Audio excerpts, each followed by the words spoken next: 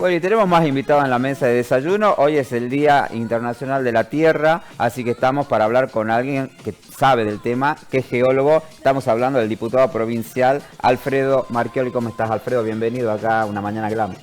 Por favor, muchas gracias a ustedes por la invitación y muy bueno que hayan incluido este tema que es muy importante para la sociedad en general, pero particularmente para nosotros los catamaqueños, ¿no?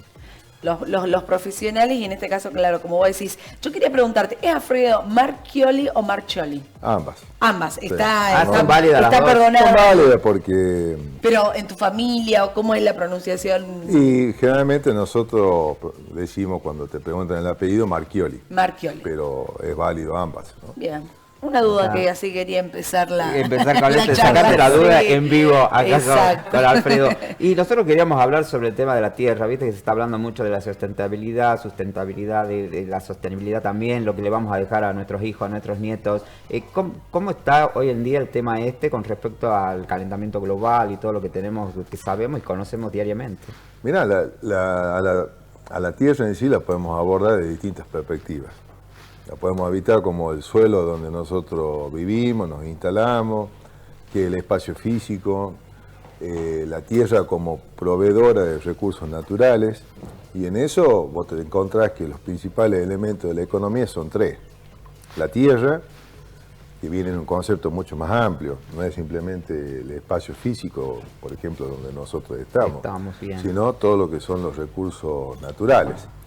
El otro elemento de la economía es la fuerza del trabajo y el otro el capital, ¿no? Entonces, mirá vos la importancia que tiene para nosotros en las relaciones humanas la tierra en sí. Ahora vamos desde el punto de vista ya cultural. Nosotros convivimos con dos deidades, ¿no? Por un lado tenemos la religión católica, ¿no? con la Santa Trinidad, ¿no es cierto?, la Virgen del Valle, pero por otro lado celebramos la Pachamama, ¿no es cierto?, todos los 1 de agosto. Sí. Y en el interior conviven con esas dos deidades. Se hacen procesiones largas de la Virgen del Valle y el 1 de agosto se para a todo el pueblo para conmemorar y hacer la ceremonia de la Pachamama, ¿no es cierto? Muy sentida. Entonces, digo, si lo vamos analizando, porque me parece que es mucho más interesante que yo me ponga a hablar de lo científico. Ahora, de lo científico, bueno, toda la ciencia de la Tierra son cosas muy apasionantes. Desde la creación del sistema solar, del universo, de ese Big Bang que se produce, que empieza una nebulosa que era, pongámoslo así, una burbuja de gas que empezó a dar vuelta, empezó a girar tan rápido que venció la fuerza de gravedad y se empezaron a desprender burbujas más chicas de gas, y eso han ido formando los distintos planetas que nosotros conocemos del sistema solar. Hace poquito alguien me preguntó, ¿hay vida más allá de la Tierra? Y la pregunta es, no hay evidencia de por qué no. Si de pronto la Tierra, ubicada a una distancia justa, una distancia hacia el Sol, ha generado las condiciones para tener atmósfera, para tener una radiación solar que pueda generar vida en la Tierra, que haya podido generar, tener agua en estado líquido, bueno, puede ocurrir en cualquier otro sistema solar. Ahora, que estén más avanzados tecnológicamente que nosotros, bueno, tampoco lo sabemos. Tampoco sabemos eso. Vaya a saber, ¿no? Y ahí entramos en una discusión filosófica y en una cosa que es un misterio, como el misterio de la vida, ¿no? Tal cual. Ni más ni menos. Ahora, desde el punto de vista ambiental, hay dos teorías. La del cambio climático como un suceso ocurrido por la actividad humana, y otra como parte de la evolución de la Tierra. Porque la Tierra ha sufrido distintas situaciones que para nosotros son catastróficas, pero desde el punto de vista científico no. Hace 10.000 años, el 80% del planeta estaba cubierto de hielo, que fue la última glaciación, y no había una actividad industrial humana como para que le echemos la culpa. Antes de eso pasaron un montón de cosas. creo que hay dos cosas, no es ni un extremo ni en el otro. Ni bueno si ni nosotros malo. no cuidamos, claro, si nosotros no cuidamos las actividades humanas para que no generen un impacto ambiental negativo, lo que más se afecta y lo que podemos ver que más consecuencias genera una actividad antrópica, una actividad humana, una actividad económica que haga explotación de los recursos naturales, sea ganadería, sea minería o incluso el propio turismo, porque no somos los catamarqueños exentos del descuido o de la falta de conciencia de sistemas muy sensibles como la Puna, que para poder construir esa duna han pasado miles de años, han pasado mucho tiempo para construir esos paisajes. Y vienen y de pronto la ven a la duna, la ven hermosa y hacen travesía con enduro, con 4x4 y la rompen. ¿Y ahí cuál es el impacto? El impacto es paisajístico, estás perturbando un paisaje natural. Pero, por ejemplo, una de las actividades económicas que más generan emisión de gases de efecto invernadero es la agricultura. Más precisamente, la ganadería, ¿no? Sobre todo la ganadería intensiva, ¿no? A través de los gases que genera tanto el animal como la descomposición descontrolada o sin tratamiento de las heces del animal, ¿no? Ahora, lo principal que se ve afectado en una actividad antrópica, a donde vemos las señales, en el agua. ¿Por qué en el agua? Porque muchos de esos elementos de esa actividad antrópica son solubles. Y al ser soluble, inmediatamente contaminan el agua, incorporándole elementos que no los tenía naturalmente, y ahí ya tenemos un impacto. Cuando hablamos de contaminación, cuando de pronto esos elementos superan valores de esos elementos contaminantes que son nocivos o para la fauna, para la flora o incluso para el ser humano. ¿Y los humanos estamos tomando conciencia de esto que está pasando con la Tierra? ¿Se ve un cambio en el pensamiento o seguimos haciendo el desastre como venimos haciendo hace años? Yo veo que eso es cíclico. Y depende mucho de la conciencia que genera el propio Estado, y creo que ese es uno de los roles principales, porque todo es educación.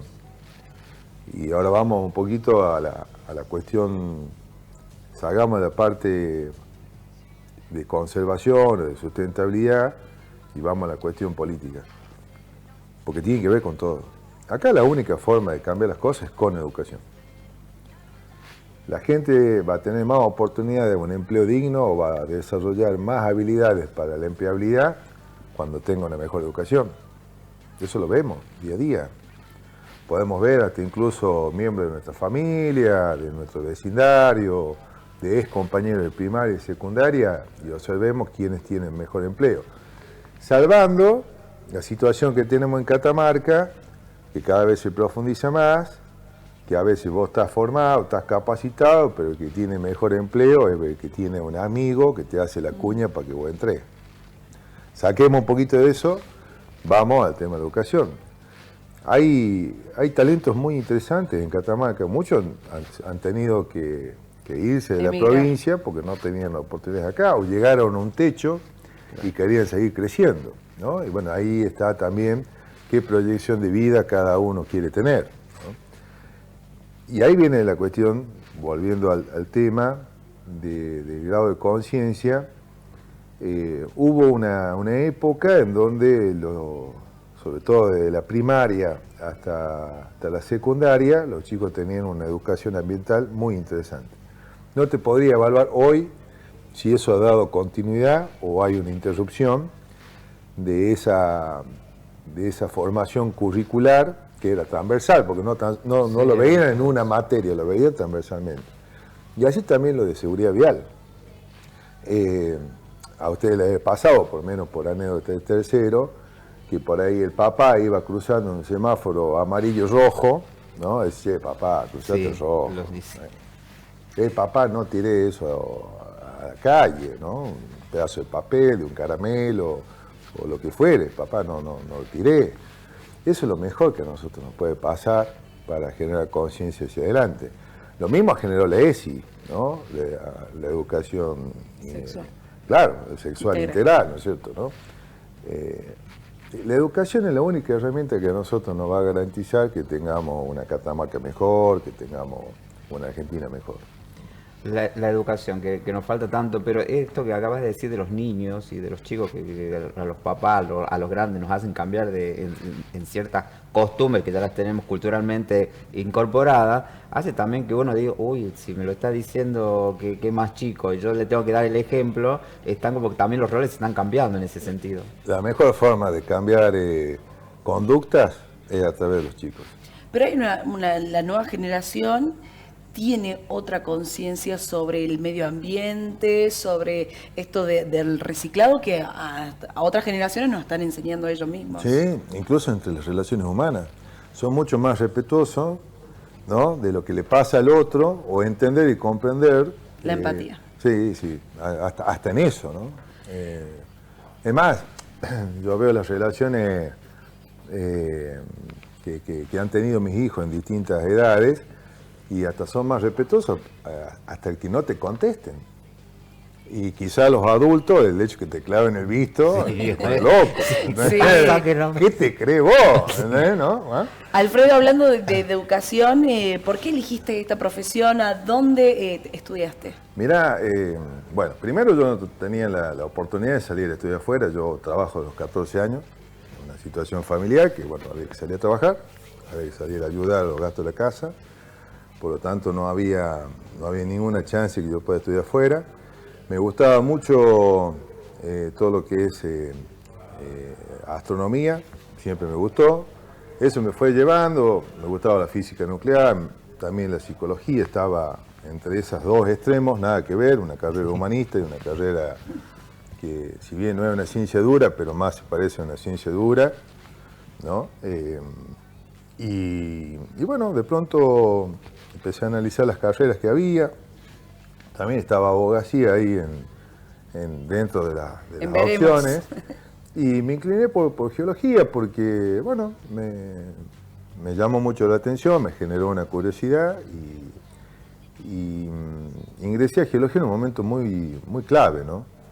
Porque yo ingreso a geología en el año 95, en el 94 empieza a la construcción de alumbreras, también en ese mismo momento Fénix, que es el proyecto que está en Salar del Hombre Muerto, con la producción de litio. Y yo en el año 2000 tengo la oportunidad de una pasantía con la alumbrera. Y eso a mí me abrió la cabeza, en el sentido de decir, bueno, tengo que estudiar para aprender por tal cosa, ¿no? Ya no era simplemente el aprendizaje para aprobar materia. ¿Pero qué te llamó la atención que vos decís, me abrió la cabeza? ¿Hubo algo particular?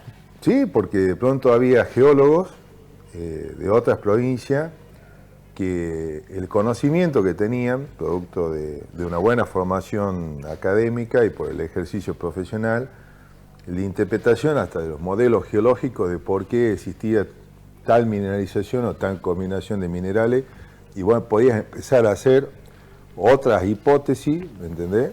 Como investigar. Claro, entonces ahí te dabas cuenta, mirá, si tenés todo este universo que no lo conocías, y es la oportunidad para que uno pueda desarrollarse y aparte una cosa que te intriga, porque en la geología nada es igual a otra cosa.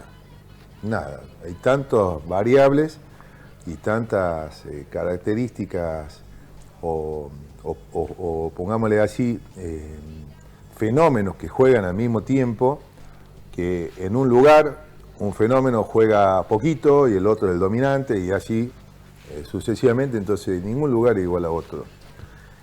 Y bueno, ahí fue que a mí se me despertó, a pesar que después, el otro día, conversando con unos jóvenes, hablaban de la especialidad, y yo le digo, mirá, en definitiva la especialidad te elige a vos. Es una gran verdad, porque en ese momento que yo estoy contando de esa revelación, por decirlo así, de que tenía que estudiar para aprender y para formarme, no solamente para terminar una carrera universitaria, a mí me gustaba mucho la geoquímica y la exploración de minerales, ¿no? Que es la parte más linda que tiene la geología, juega muchas cosas. Pero después, bueno, me terminó eligiendo una especialidad que es justamente la de medio ambiente, la de consultoría en la parte de exploración, pero más genérica. Y en realidad es en función de las oportunidades que te van saliendo que una especialidad te elige, ¿no? Hay muchos que debe haber pasado Sí, a ustedes también, sí, ¿no? sí, sí. Ustedes iniciaron la profesión con una visión ilusionada de algún puesto laboral y después Dijiste, resulta no, que nunca voy a hacer eso, y lo Esa, y terminas terminas haciendo así, y mira. lo terminas amando. La verdad que sí. Y hay muchos geólogos en Catamarca. Esto de las minerías que se instalaron hizo que los chicos estudien más, que elijan geología como sí, una parte fundamental. hubo un cambio muy significativo. Yo te podría decir que ese cambio fue gradual. No tengo un año como para indicártelo, pero después del 2005-2007, ahí viene un salto significativo en la matrícula y unos años después un salto significativo también en la cantidad de egresados. Porque antes los geólogos lo que hacían era enseñar. Enseñar Claro, en la escuela por ejemplo, secundaria. antes que uno egresara, o sea, antes de mi generación, porque tampoco es solamente un geólogo, ¿no es cierto? Antes de mi generación, los geólogos tenían muy limitados sus fuentes laborales, ¿no? Era el Estado, era enseñar, tanto en el nivel universitario como en el nivel secundario, y los organismos relacionados a la ciencia de la tierra, hidrogeología, hidráulica, la dirección de minería, y en la dirección de minería tanto el contralor como las áreas dedicadas a la exploración, ¿no? Hay como, no sé, un cierto perjuicio, me parece, en la carrera. Es como que dices, no, es muy difícil, no voy a poder. ¿Es tan real así? Mirá, a mí fue una carrera que me gustó, me atrapó, y yo podía estar, no sé, 12, 14 horas estudiando. Y me daba tiempo entre el trabajo. Por ejemplo, yo cuando estaba haciendo la pasantía en la lumbrera, yo estaba en tercer año de la universidad, yo no iba a cenar. Terminaba mi jornada de trabajo, que era de 12 horas, de 7 de la mañana a 7 de la tarde. A la mañana separaba unas galletitas en una bandeja plástica, jamón, queso, y me estaba esperando el mate, y yo estudiaba hasta las 12, 1 de la mañana. Hay unos momentos más felices de mi vida, en el recuerdo, que uno estaba pudiendo trabajar y estudiar a la vez, y yo abría una ventana que había en esos módulos precarios, que son esos módulos que uno ve Como los a veces. contenedores. Sí, como los containers, como los contenedores que son adaptados para... Y entraba una ventisca fresca que me oxigenaba. Mirá vos, lo que te estoy diciendo, recuerdo... Lo sencillo. Lo sí. sencillo, y ahí, bueno, hay que saber también convivir con la soledad, ¿no? Qué lindo, la verdad que Sí. es súper interesante esto, porque viste que geología es verdad lo que decís, que es porque todo el mundo lo tiene catalogado de difícil. Mucha química, mucha... Tiene química, hay 2 químicas, hay 3, después hay una química aplicada que se llama geoquímica. Matemática. Pero depende, que todo depende. Si a vos te gusta y vos vas a hacer el esfuerzo. Cuando te vos, gusta, vos vas a hacer el esfuerzo, ¿no? Tampoco era una carrera, ¿cómo te puedo decir? Que necesita muchas horas de estudio, necesita tiempo, sí. Sí. Alfredo, un mensaje para todas aquellas personas que lo están viendo que tenga que ver con esto del cuidado, la preservación de la tierra de acá a un futuro, porque la verdad que tenemos que tomar conciencia, me parece, hoy en día con respecto a este tema. Sí, sobre todo sentido común. Yo, por ejemplo, a pesar que intento dejar de fumar, sigo fumando, y yo a la colilla no la tiro. Es decir, En cualquier lugar. Tiro la ceniza, porque la ceniza en definitiva es tabaco, es algo orgánico, Sí. y la colilla, por ejemplo, ya los vehículos ya no vienen con ceniceros, ¿no es cierto? Sí. Pero tengo de esas bolsitas que van colgadas en la palanca de cambio y tiro ahí la colilla. O lo pongo en la misma cajita de cigarrillo, la misma etiqueta. La vas coleccionando. Y después en un momento, cuando encuentro un basurero, Ahí la tiro, ¿no es cierto? No tiremos papeles en la vía pública porque si bien tenemos asfalto y todos podemos decir, bueno, pero también veámoslo así. La ciudad más limpia no es la que más se barre, sino es la que menos se ensucia. Entonces también tiene que ver en el ámbito en donde nosotros vivimos. Y sobre todo cuando vamos al campo, ser muy cuidadosos a dónde hacemos fuego, ¿no? Porque bueno, hay muchos lugares que la vegetación que hay es la vegetación colonizante, es la vegetación que ya, o son lugares que han tenido antecedentes de incendios, pero hay otros lugares que no, que de pronto tenés un bosque de algarrobo o de alguna otra especie natural y si hace fuego y no has tomado las precauciones, después puede venir un viento, agarrar algunas chamisas secas y bueno, y no arrojemos lo que sabemos que no tenemos que arrojar, ¿no? Si no lo haces en tu casa, no lo hagas tampoco afuera. No cuesta nada llevar en la mochila una bolsita de nylon que la podemos haber reciclado en un supermercado, de una verdulería, de un almacén, y cargar ahí la basura. Así, eso es lo que podemos hacer como individuos. Y sí, tenemos otra situación que me parece que es mucho más grave porque las consecuencias son más graves. Hoy, por ejemplo, y lo dejo como reflexión, ¿por qué, por ejemplo, la gente de Andagalá tiene resistencia no digo que toda la sociedad, pero una gran parte, sí, al desarrollo de Agua Rica? Es muy sencillo y lo explico así.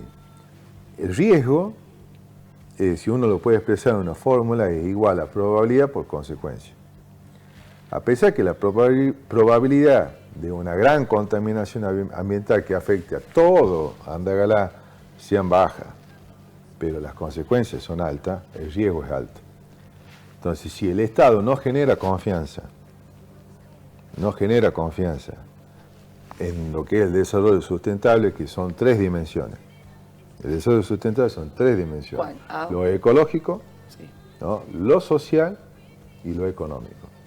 Si no hay un equilibrio entre esas 3, que ahí viene el círculo de Venn y llegamos al centro donde esas 3 dimensiones conviven en armonía, no hay desarrollo sostenible, porque supongamos, podemos haber un cuidado del medio ambiente ejemplar, todo recontrolado, con certificación de normas ISO, aparatos por todos lados, semáforos si se escapa algo, ¿no? Un poco para que imaginémonos ese escenario. Pero si el derrame económico de ese proyecto no mejora a la comunidad de Andagalá, ¿qué sentido tiene? ¿No? Ese es el desarrollo sustentable. Y el desarrollo sustentable nació en 1992 en Río de Janeiro, pero no nació pensando en el cuidado del medio ambiente. ¿Saben por qué nació? Para erradicar la pobreza. Entonces, hoy muchos de esos andagalenses no tienen confianza en la gestión de gobierno actual ni en las anteriores, tanto para que el desarrollo sea sostenible desde lo ambiental o sustentable desde lo ambiental y que sea realmente un desarrollo armónico y que haya un derrame económico en el lugar para el crecimiento del pueblo. Perfecto. Ahí está la reflexión.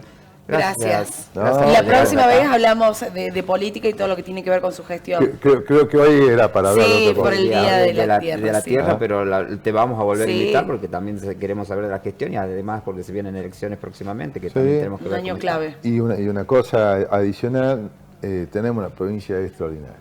La conozco de punta a punta, una provincia que tiene una riqueza extraordinaria, no tan solo de los mineros, ¿no? Estoy hablando de lo agrícola también, estoy hablando de la cantidad de atractivos turísticos y ahí nombro uno totalmente subaprovechado, la Rodocrosita. Sí, que es la Piedra Nacional. Piedra Nacional, publicidad gratis en todas las escuelas de Argentina. Una leyenda de amor relacionada a nuestra identidad cultural, indígena, previa a los diaguitas, no previa, pero sí concomitante con los incas, que es símbolo del amor verdadero, del sacrificio, de de la lealtad, ¿no?